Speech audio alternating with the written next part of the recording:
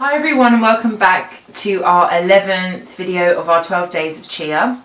Today I wanted to speak about Veganuary because we haven't covered that yet. So for those of you that don't know what that is, it's a month, you've obviously heard of like Movember and stuff like that. It's a month where it's kind of, you can dedicate it to trying veganism for the month of January.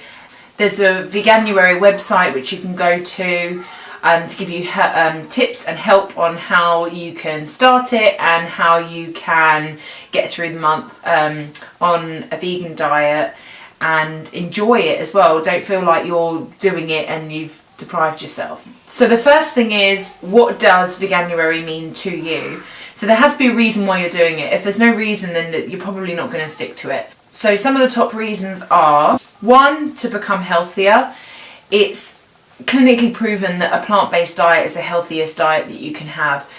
So if you're looking for a really healthy 2019, this is a really great way to start. 2, to help prevent environmental damage. We all know at the moment that the meat industry is pretty much the largest cause of global warming. So if you want to help the environment, which is crucial right now, then that's also a great way to start the year. 3, to become aware of animal welfare. This is a big part of veganism for some people. Some people come at it from a health point of view. Some come at it from an animal welfare point of view. For me, it's a bit of both. But yeah, the animal welfare part is really big. I think a lot of us, you've probably heard the saying, if slaughterhouses had glass walls, then none of us would be eating meat. So it's a really good way to introduce yourself to, where does my meat come from? How is this produced? What am I putting in my body? And how is it affecting the creatures that I'm eating? 4, to protect our oceans. The fishing industry is huge right now. People are I think a lot of the time a shift can be from eating meat, and they say, oh, I'm pescatarian. I did that for a very long time and I would just eat fish. The point is, we're overfishing and we're ending up with pretty much dead parts in our sea where there's no living life at all. With that, the plants basically overgrow, the fish aren't eating them.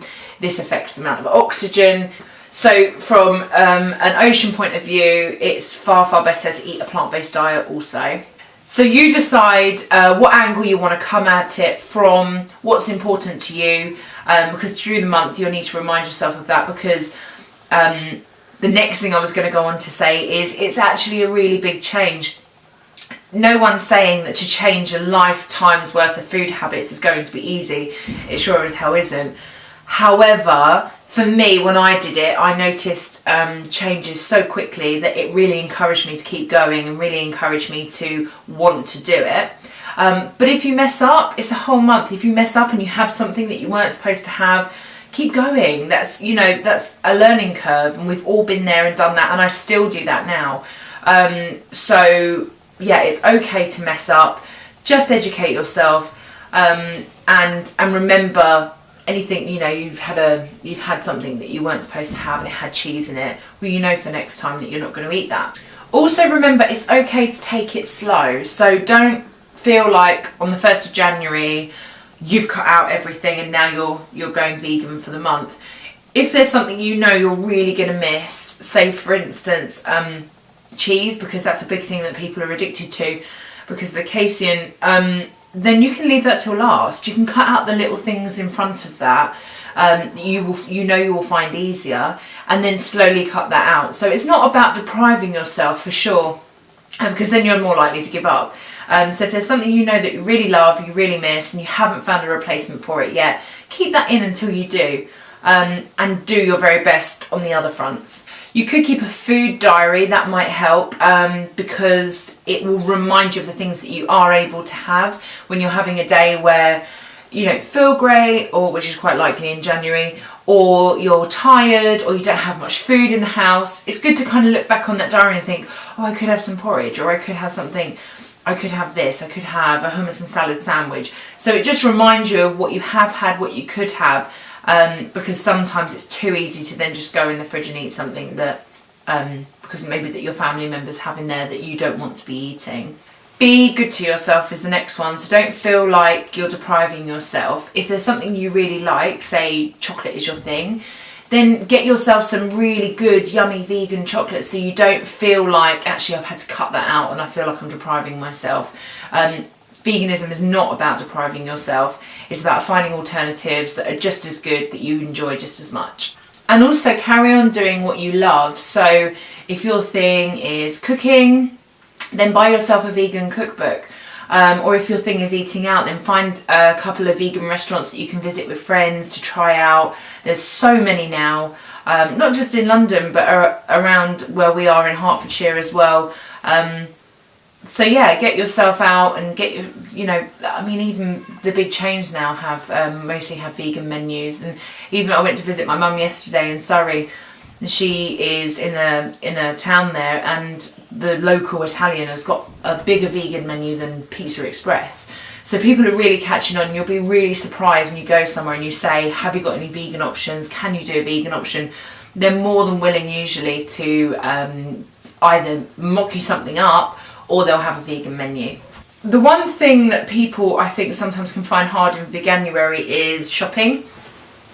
When you go to a supermarket, it's kind of a minefield, because I did this at first. You end up reading every ingredients list on every packet, and it takes you an age to get around the shop.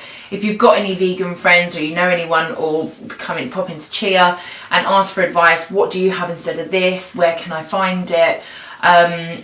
Two places, well actually so many places are really good for veganism now, but Ocado is great if you have your shopping delivered.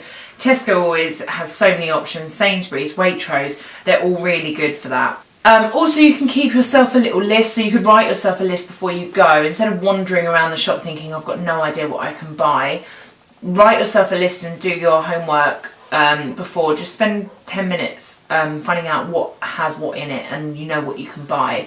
The only thing I would say is watch out for some E numbers, because some of them will just have an E number, but actually they're from animal products. However, if you're eating a healthy diet, which is what we suggest all the time, but especially in January if you're trying Veganuary, then you shouldn't really be having many E numbers in your food anyway. Also, most of the supermarkets now have free-from aisles, so that's not the only place that you can shop, by the way. The whole shop contains vegan food. However, if you're unsure, then that's the kind of first place where you can start. Find some bits that you know haven't got milk or egg, but do check the ingredients, because sometimes a lot of the free-from is free from wheat, but it will still have milk or egg in it. To set you off on the right track, to ensure you're not going to fail, what you could do is write yourself a weekly food plan, a weekly meal plan. So sit down on, before the 1st of January maybe, and just write down the meal plan of what you're planning to have for the week. You don't have to stick to it rigidly, but it will give you more of an idea and less time to think about, actually I can't eat that, and struggle. So that's a really good idea. I still love writing a meal plan. When you're busy, the last thing you want to do is think, what are we having for dinner tonight? When you already know, you've already got the food in, it's already ordered, you've bought it, then it's far less stress. And if you are a busy person or you're on your own and you're awful at cooking, it's still doable.